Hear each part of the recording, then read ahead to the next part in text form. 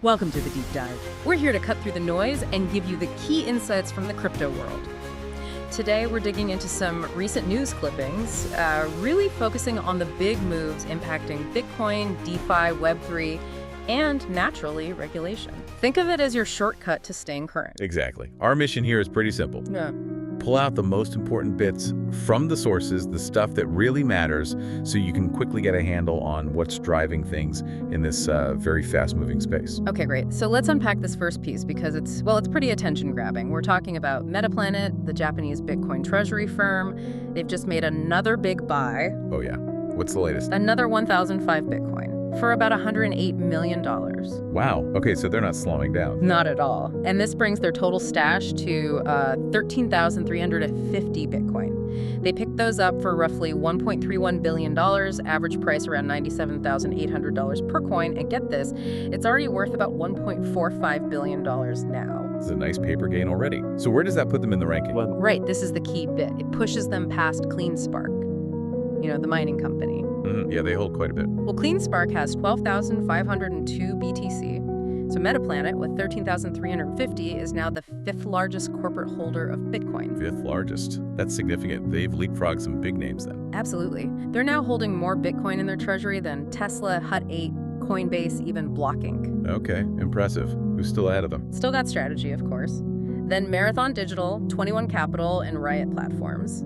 And the Metaplanet CEO, Simon Jerevich, he mentioned the price for this latest batch was around $107,600 per coin. And here's the kicker. He says the firm has a BTC yield of 349% year to date. 349%. That's extraordinary for a corporate treasury yield. Isn't it? He even said something like, just 3 months ago, we announced we hit 3,350 BTC, and now we've added 10,000 more. Just incredible speed. Yeah, and what's really fascinating here is, seeing a Japanese firm make such a decisive move.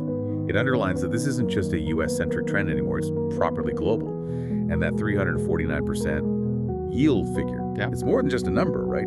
It really showcases how Bitcoin, even with its volatility, is starting to be seen by some corporations as a, potentially high-performing treasury asset. It challenges traditional thinking. It definitely does. That yield is just, eye-popping. But does this kind of rapid accumulation, grabbing 10,000 BTC in 3 months, does that raise any flags for you, or is it just healthy market growth? That's a fair question. I mean, look, strong institutional buying is generally seen as a positive sign. Shows confidence, right? But such rapid concentration of a supply-capped asset like Bitcoin in relatively few hands is definitely something to keep an eye on. It changes market dynamics. And speaking of concentration and big players, it connects directly to the leader, strategy. Right, Michael Saylor's firm. Still buying. Still buying. Apparently, it's their 11th consecutive week of adding Bitcoin. The latest data, I think from Saylor Tracker, puts their total holdings at a staggering 592,345 BTC. Wow. What's that worth now? Over $63 billion. And they're sitting on, get this, over $21.8 billion in unrealized gains. Incredible. So they're still firmly number one. Oh, by a huge margin. And that's why investors watch strategy so closely. It's partly a proxy for Bitcoin itself, but also they're really pioneering this whole corporate Bitcoin treasury strategy. They're leading the charge. So the takeaway here is this massive wave of corporate conviction, big money deciding Bitcoin is a legitimate asset for the balance sheet. But, as institutions pile in, it really shines a spotlight on the rules of the road, doesn't it? Which brings us nicely to a more complicated picture emerging elsewhere. Let's pivot to Kenya. Okay, yeah. This Kenyan situation is interesting. It's about their proposed Virtual Asset Service Providers Bill, the VASP bill. And it really gets at this core tension. How do you regulate crypto effectively without accidentally killing competition or, worse, creating unfair advantages? Right. So what's the specific worry in Kenya? Well, according to our sources, some local crypto startups are pretty concerned. They feel the proposed bill might give, let's say, disproportionate influence to a lobby group with links to Binance. A lobby group linked to Binance? Yeah, specifically there's a private think tank, the Virtual Asset Chamber of Commerce, or VAC.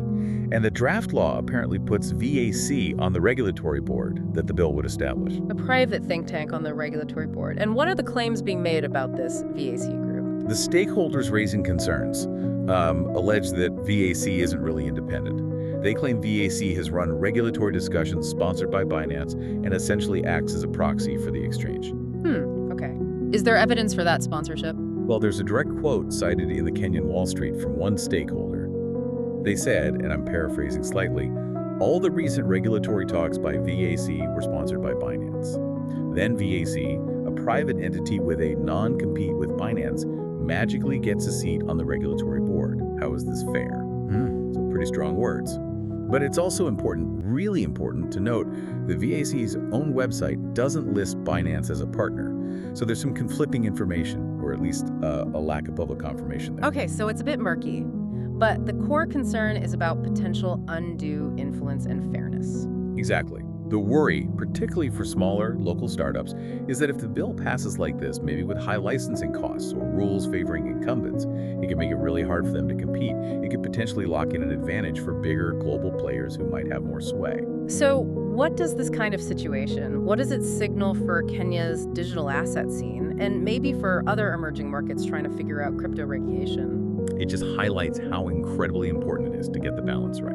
You absolutely need regulation for consumer protection, for market stability, all of that, no question. But the process has to be transparent and fair, and the rules themselves shouldn't inadvertently create monopolies or give, preferential treatment that stifles the local ecosystem and innovation. It's a really delicate dance. Yeah, it definitely sounds like it. So two really different stories today, but both super important, right? On the one side, you've got this clear accelerating trend of big companies like Metaplanet and Strategy just loading up on Bitcoin, showing massive institutional belief.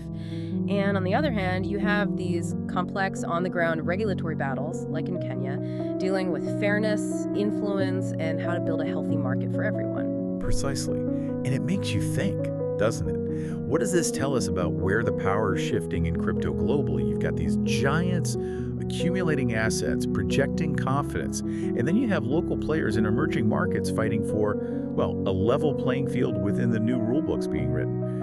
Understanding how those two forces interact, that story is definitely still unfolding. Absolutely. A lot to keep watching. And on that note, that's our deep dive for today. Hopefully this gave you a clearer picture of some key forces shaping crypto right now. Keep digging, keep questioning, and we will catch you on the next one.